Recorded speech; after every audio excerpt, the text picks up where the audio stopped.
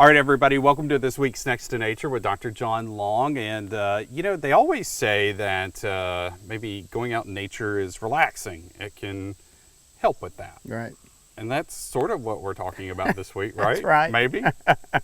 I'm going out on a limb here, folks. Honestly, I really am.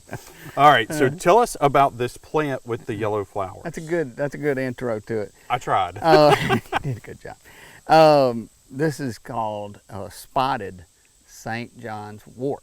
Okay. And this is, if you've heard of St. John, you've probably heard of it. It's an herb. Right. And you can buy it in the store. And a lot of it's used to treat anxiety, depression, and things like this. Well, this is out in nature. This is what you would see as far as St. John's wort. There are two types, which is just regular St. John's wort, and then this is the spotted version.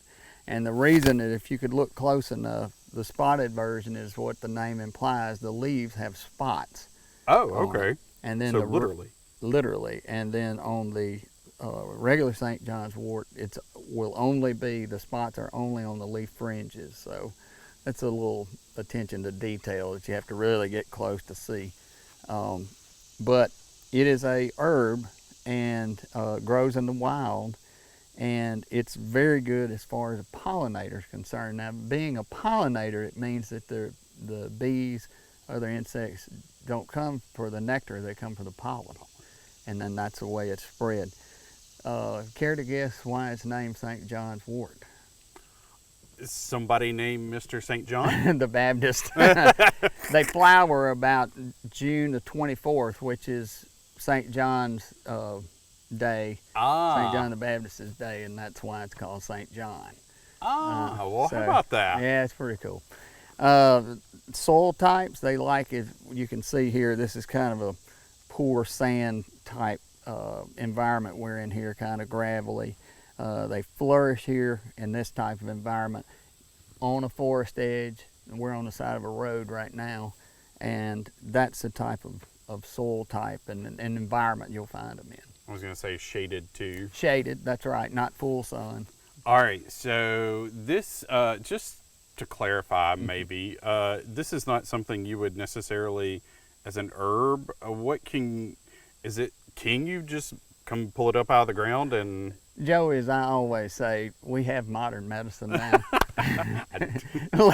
Let the experts do that. Back in the day, there was out of necessity, but we're not in a situation like that. But as it's derived from that, I'm sure you could if you knew how to process it just right. But I save that for the people that know what they're doing. I understand. So, you just know the plant, yeah, which is that's right, and a little bit about it, which is very helpful. So is this a plant that is a native species? It also can be found in Switzerland. Really? Yeah, growing wild in Switzerland. So it's a lot. Huh. It's very prevalent in our state as opposed to around the country too. So it is a. Do you know the difference between a non-native and an invasive? Educate me. Okay, so a native is native to the area. Right. A non-native is just out of being introduced into the environment, and an invasive is something that takes over the environment.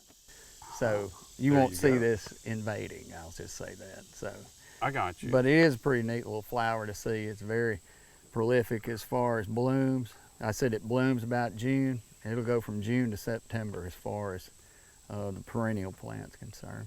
Okay, and it's adaptive. It's very adaptive for sure. Well, there you go. Yeah. All right. Again, you learn something new every time. All right, thanks, Dr. Long. Thank you for joining us on this week's Next to Nature.